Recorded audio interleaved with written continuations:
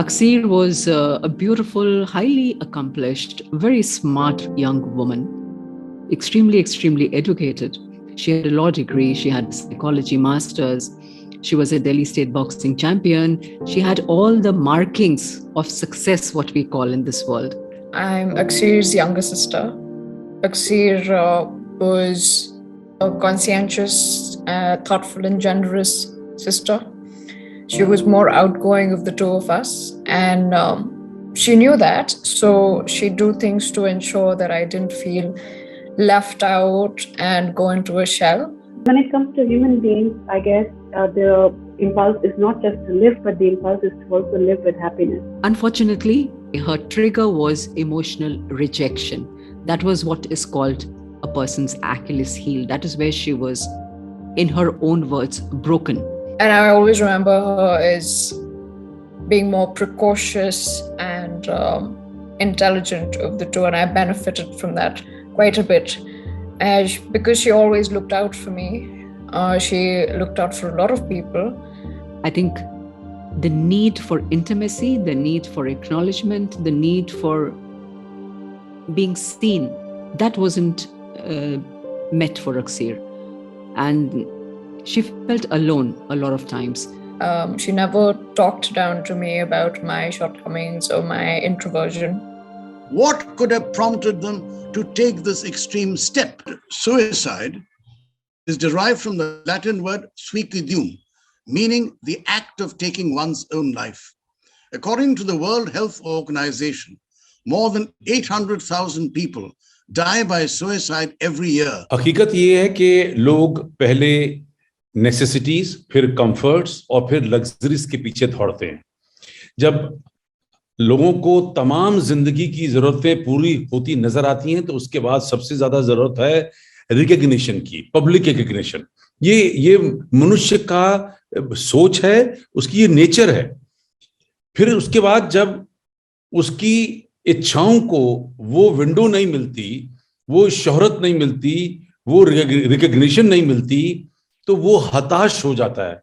उसे लगता है कि मैंने पैसा, पदारत, मान, मर्यादा जो कमाई, उसके बाद अगर मुझे इज्जत और शोहरत नहीं मिल पा रही है तो मेरे ये सब कमाने का क्या फायदा है.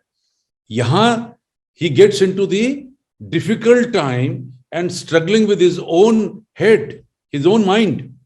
और यहां उसको हालात जो हैं उस पे दबाव बन जाते हैं. और जिन लोगों के पास सब कुछ होता है, जिसके लिए एक इंसान अपनी सारी जिंदगी काम करता है, वो सब होने के बावजूद भी वो अपने से छुड़ाना चाहता है, उन हालातों से बचना चाहता है कि इतना करने के बाद भी लोग मुझे तवज्जो नहीं दे रहे, मुझे इज्जत नहीं दे रहे, मुझे नाम नहीं दे रहे, मुझे पूछ नहीं रहे. एक बहुत बड़ा कारण बन जाता है सुसाइड का. Mental torture, self created mental torture. My name is Neerja Singh. Hi everyone, I am Rinal Kanwar. I am Manisha Sharma. My name is Dr. Umang Kochar. My name is Vicky Rai. I am Dr. Vipul Rastogi. My name is Nelson Vinod Moses. I am the founder of Suicide Prevention India Foundation. I am a writer and a speaker. I am an advocate based out of Delhi. I am a psychologist. I've been working in the field of mental health for over 5 years now. I am a consultant psychiatrist. I work in Greater Kailash Part 2, New Delhi. And I have been working in the field of mental health, litigation, advocacy, and policy for over a decade now. And I am a counselor. I've been working in the space of mental health for about 20 years now. I have my own clinic by the name of Samvedna Psychiatric Clinic. I'm a consultant psychiatrist at Medanta Hospital, Gurgaon. I'm going to tell you a little about my daughter. She is here, right behind, here, in the red dress. And that's Aksir. Who was a very dear friend. I knew her since about 15 years from the time that we were in school together. She and I sort of shared a similar trajectory. Both of us were lawyers and also then went on to study psychology. Aksir was an extremely inspiring person in my life. My relationship with Aksir was special for me. That is one way to put it. And I always remember her as being more precocious and intelligent of the two, and I benefited from that quite a bit. I think she was fiercely independent. Even in the toughest times, she always asserted her agency, which to me was extremely inspiring. She was also one of the brightest people that I knew. And for me, what was most inspiring was her commitment and her passion to mental health. It's just hard to know that the person who stands up for mental health and the person who is who tells others to how to live life is the person who is not there anymore. Section 309 of the Indian Penal Code says that whoever attempts to commit suicide can be punished for imprisonment for 1 year. Now, this law was made in 1860 by the British. The British themselves decriminalized attempt to suicide in 1961 in their own country. Generally speaking, it is not just one thing that leads people to consider suicide. It is usually a culmination of many things together that makes a person think or feel that way. Generally speaking, there are three feelings that prompt a person to commit suicide: hopelessness, helplessness, and worthlessness. Then we start reaching towards a stage where I don't want to live. I start questioning, why should I continue to live? I started Suicide Prevention India Foundation because I lost my best friend to suicide. And he reached out to me for help 2 days before he died. And I was going to take him to Nimhans in Bangalore so that he can get help.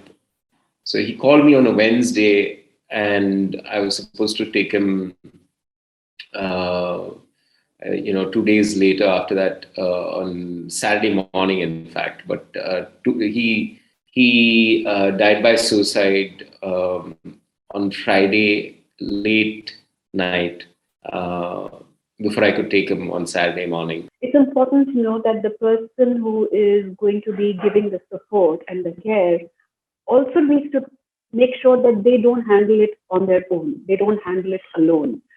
Because it's just, the responsibility is just so huge that it is not fair that anyone should handle it by themselves.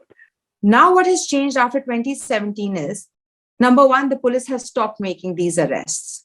The police is now being sensitized because of the law that such persons are presumed to be under severe stress. So what happens is police does its own investigation on what was the state of mind of the accused, that is the person who tried to commit suicide. Significantly, the pages of history are replete with innumerable instances of the high and mighty, the rich and famous, and the bold and beautiful who took their lives.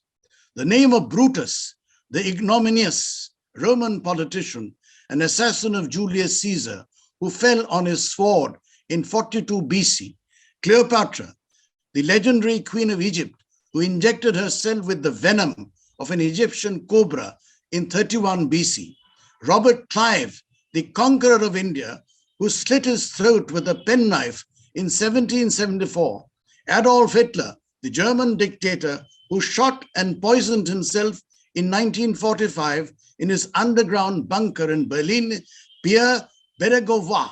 The first stage of that is when we start feeling that life is not worth living. Is that there will be very subtle hints. So you need to read between the lines. So if you know that somebody is dealing with certain challenges in life, whether it's in regards to a situation, whether it's in regards to health, whether it's in regards to dealing with the mental health concern, if you think that people are using statements like, what is the point of going on? Or if they come up and tell you that, they don't think life is worth living. We can always go back and say that the person should have done this, the person should have done this, the person did not consider this. But when you are in the thick of the situation, it is very hard to think otherwise. The only thing that the person can do is seek the right help. Do not bottle up your emotions. Speak about it. Share your feelings with somebody. We lost Aksir, my daughter, 31-year-old, exactly 2 months from now. In fact, tomorrow, the 7th, is going to be the second month of her departure. I think mental illness does have a biological basis, but it's also a distress signal about the environment. And I say that because a lot of Aksir's complaints that would come out, not just during her episodes, but also otherwise, I had as well. Those are mostly about this lack of a culture of care in interpersonal relationships. And I've suffered disappointments. I know, as somebody since she was more outgoing of the two of us, she suffered a lot of disappointment relative to her. I've been more conservative in who I associate with. But she kind of wore her heart on her sleeve. The second stage comes when I say, oh, God should take me away. I still don't want to kill myself, but it will be better if God would take me away. Well, the question is, what drives people to suicide? I believe it is loss of hope. And it is also a loss in a belief in their ability to cope. Perhaps people who decide to end their lives begin to feel that they do not have the emotional resilience to weather the storms that life throws at them. But here we also have to remember that it's not all about the person who decides to take their lives. It's a very, very painful decision. There's a lot of isolation and a feeling of aloneness when somebody decides to go like this. It impacts our brain where we are unable to think clearly. We develop a brain fog and we have cognitive dissonance. What this means is that even if you feel like living, your brain tricks you into feeling that you are a burden, you are being a problem to your parents, problem to your loved ones, to your colleagues, and they would be better off if you died. So your brain is tricking you, and therefore those who are suicidal sometimes do not reach out for help. And the third stage is when we actively start thinking about suicide. I actively start contemplating about suicide, and I say, okay, I want to kill myself. Subsequent to that is a suicidal plan. Okay, how do I want to kill myself? So this is a very pertinent and important question. If a patient comes, we do ask, do you have a plan? Because if somebody has a plan, then they have crossed these stages and they're already in a very high risk category. I think like because of our relationship, I learned how to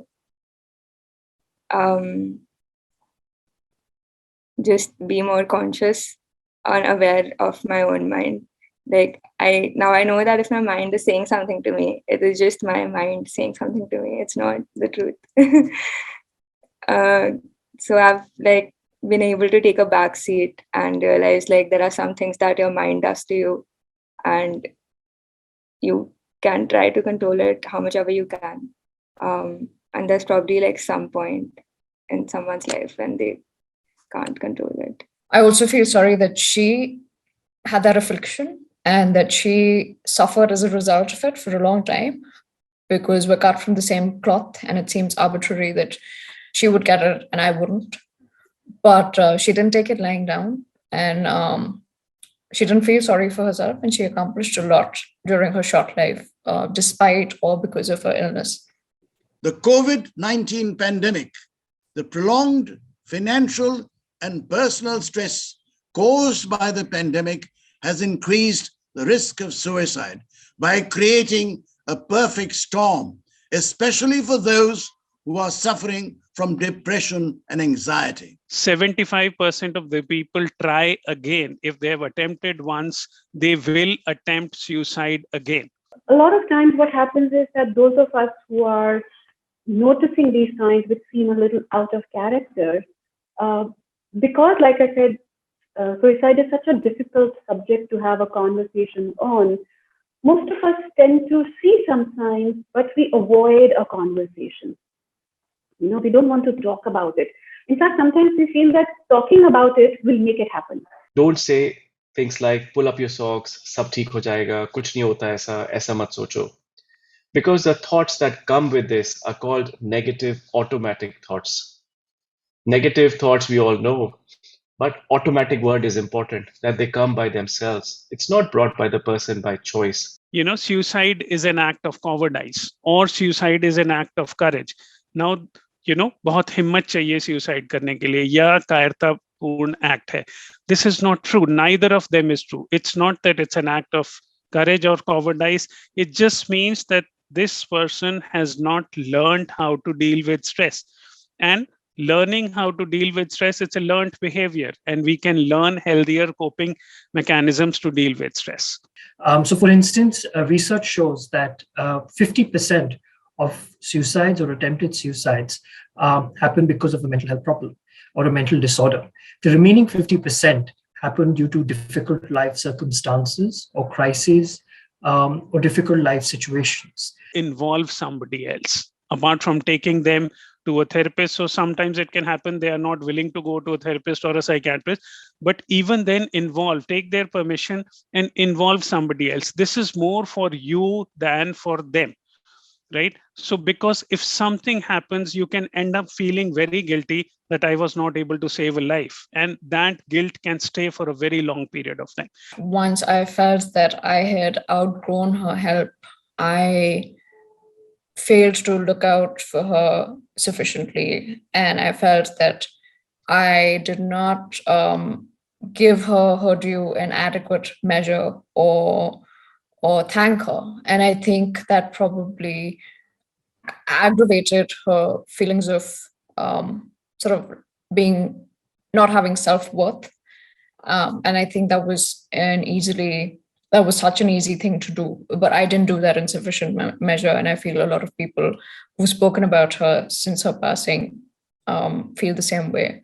Therefore, it's very important to also think about the society that drives, I believe the society, and I include myself in that, we all drive people to be so hurt and feel such misfits and isolated and out of place that they feel that they don't matter anymore, or maybe the world doesn't matter anymore to them, or they start thinking that nothing meaningful is ever going to come to them. So even though I identified with her complaints, it got very easy to just focus on her odd behavior when she got upset and overlook the hard truths that she was saying about trying to convey about the environment. And I think that made her feel very lonely.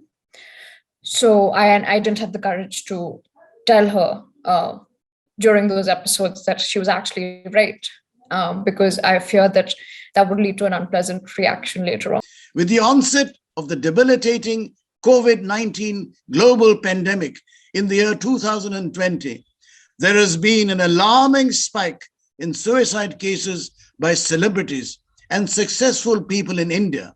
High-profile screen and TV stars such as Sushant Singh Rajput, Asif Basra, Kushal Punjabi, Sameer Sharma, Preksha Mehta, Sejal Sharma, Sushil Gowda, and Vijay Chitra succumbed to suicide. So she was open about her condition. I think people heard it, but did not process or appreciate the responsibility of care that followed with that knowledge. So they behaved badly with her, and she started stacking up disappointments and I think felt quite lonely. If I had to put my finger on something, at least that I could see, was just the fact that she had high expectations from other people, and which is understandable. And just the fact that people don't understand mental health, or they don't stand up for it. Even the ones who are like extremely liberal and extremely educated. And it was very easy to tell her that she just needed to do better, go to therapy, take her medications. But there was also something very wrong with the environment. And I don't think the answer is to just tell that person that you need to do better, especially when they're facing a personal challenge, because then the responsibility of recovery is also on the people who aren't enduring something similar. They too have to put in some effort. Staying a lifelong partnership with another person. She was very attached to animals. I think with animals, she found unconditional acceptance and love. However, with people, there were disappointments. And that is where her emotional losses began to pile up, and perhaps they became so painful, the burden became so heavy that she couldn't carry it anymore. Also, the understanding and sensitivity of people around her, and I include myself, I'm her mother, as a family, perhaps we were not able to appreciate and extend the kind of validation that a child needed. But I think she felt that she was, as she used to say, that it's all uphill. It's always felt uphill for me. And I think that was partly because the responsibility of recovery was dumped entirely on her. Her family helped definitely, but I know that her friends withdrew because they took perhaps some of her aggression, or those were symptoms. They took some of her symptoms personally, and they weren't able to look past that. People who commit suicide leave a lot of things behind them. The families I see are always trying to pick up the pieces and are filled with guilt. What could I have done? What could somebody else could have done to prevent this? So suicide is never an answer. It's a temporary situation. It's not a permanent problem, right? It is there today, and trust me, it will not be there tomorrow. Think about your life. You have been through difficult phases, so there have been good times and there have been bad times. Every bad time is preceded by a good time, and every good time will be followed by a bad time. I was researching something called gatekeeper training, and I found that this was something that the World Health Organization recommends, and they recommend it for resource poor countries like India. Or if they talk about things like, I was researching on this particular topic, which is probably something to do about taking their own life, then you have to be more alert. So gatekeepers are trained to recognize signs of suicide and to be able to have a conversation with the person, provide them emotional support, and then persuade them to get help, and then refer them to a mental health professional. If somebody has diabetes, what does that mean? That your pancreas is not secreting insulin in the right amounts, right? And if there is depression, your brain is not secreting serotonin in the right amount. So there are several chemicals, serotonin being one of the main ones. What you can probably do is that, you can be a little more aware in regards to the environment. Make sure they're never alone, first things. Also, of course, you won't be up all the time and not be able to be there, right? Just going back, every step with them. So in those situations, make sure things which are harmful or dangerous with regards to somebody, thinking of committing suicide, like sharp objects like knives or ropes, or perhaps, any kind of stuff which can be fatal for a person if they consume it. Try and keep that away, out of their reach. Like we do it for kids, you have to do it for people who are emotionally vulnerable too. So if it's okay to take medicine for other things, why is it not okay to take medication for your brain? You're going to look out for people who are feeling low. They're looking low. They're speaking in a way which they never used to speak before. So they could be speaking softly, incoherently, muttering, not making any sense. They may be distracted. People who sleep too much, sleep too little. Eating too much, eating too little. They stop doing things that they used to love doing before. They stop meeting their friends and their family, and they spend most of the time at home. They do not want to get out of their rooms. Their physical appearance is one where they do not care about how they look. Maybe they don't shower. Maybe they don't change their clothes. Essentially, watch out for any changes. Some of the severe behavioral cues are that they seem anxious, they're pacing, they're wringing their hands, they can't sit still, they have trouble sleeping, they're abusing alcohol and substances. They may be, delusional. They may be saying things, and there'll be false beliefs that they believe in. Even if you try and convince them that what they're thinking is not true, they will come back to that. They will appear agitated. They could be angry. They could be hostile. They may stop talking. So look out for all these signs, because these mean, especially if they are unable to sleep, abusing alcohol and substances, and they stop talking to other people, they stop meeting other people, and they stay at home. if you take this decision, you go over the line, there is no coming back, right? And try, always give life a chance. Try again, take the help of a professional, talk to somebody, anybody you trust. So one of the most important thing that we want to do is to listen.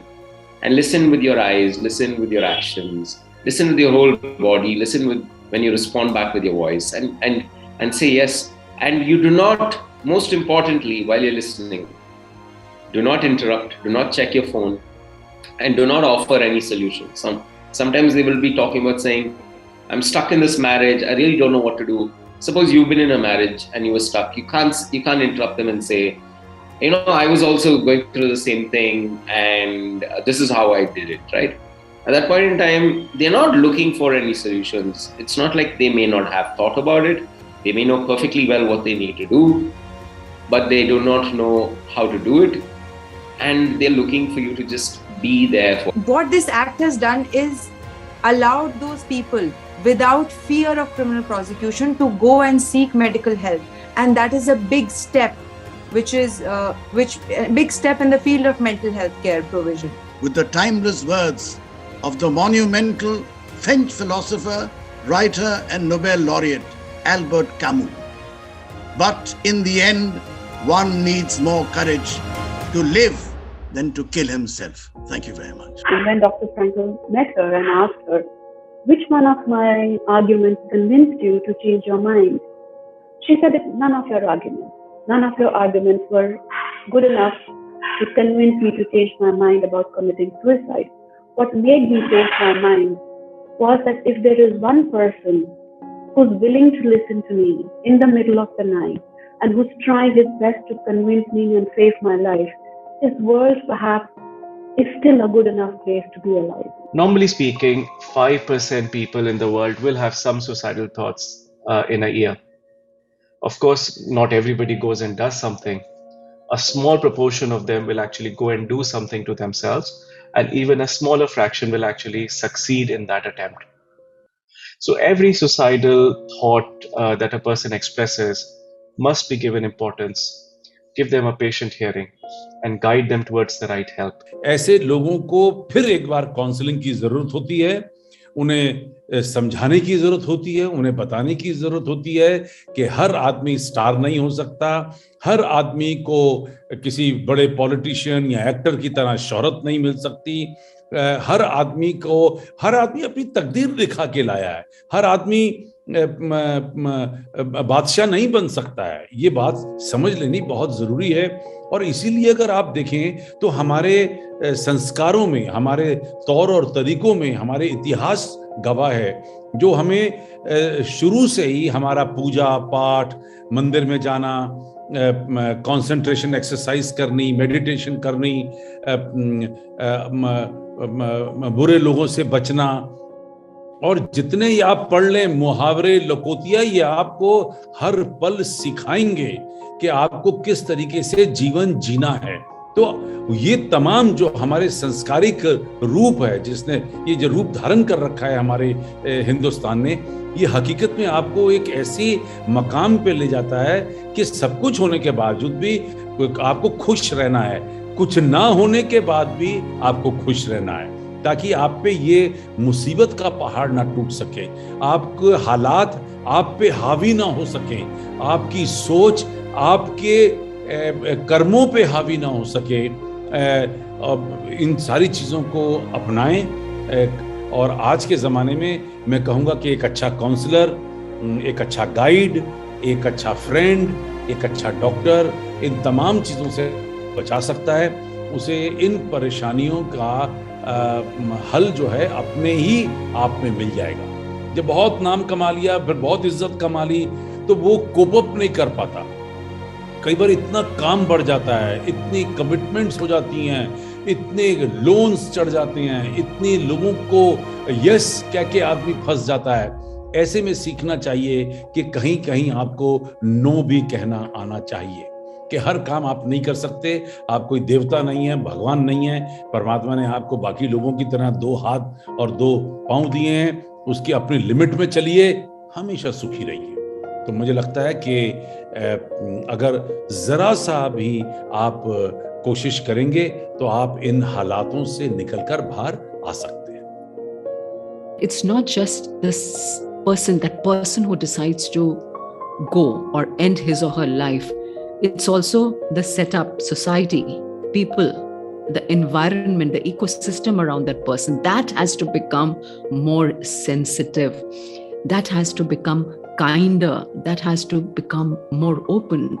For instance, if my daughter's environment had been more psycho-educated, more aware that some of her behavior was a symptom of a certain sensitivity, a certain, mental stress, a mental ill health in some cases, in her case, then she wouldn't have felt so rejected, so confused, so bewildered. But what happened was that one by one, her friends began to step back because of Aksir's anger at times, her strong language at times. And that made her more and more isolated. It drove her deeper and deeper into darkness, where there's nothing but to just, I think the person just wants to curl up and die, and that's exactly what she did. So the message from me to everybody out there is be kinder, accept and acknowledge there is something called anxiety, stress, mental ill health. These things exist. They are not visible like physical ailments, but they are very much present. They are potent. They are highly dangerous. And it's important to acknowledge and be kind and sensitive. Intervening during crises, but I think that's meaningless if you've not shown care towards the person otherwise. And I'd rather live in a world where people show the kind of care and thoughtfulness that Aksir expected and needed. Just remember, it's like, if you have a fracture in your hand, you can see it. It's a fracture in the brain. You can't see it, but it's there. So just keep reminding yourself that it's not them, it's their problem. It's a medical problem. And get that person support immediately so that they're able to cope with what they're going through and also sort of find solutions to the problem that they're experiencing. So please look after your mental health and look after the mental health of people around you. Thank you.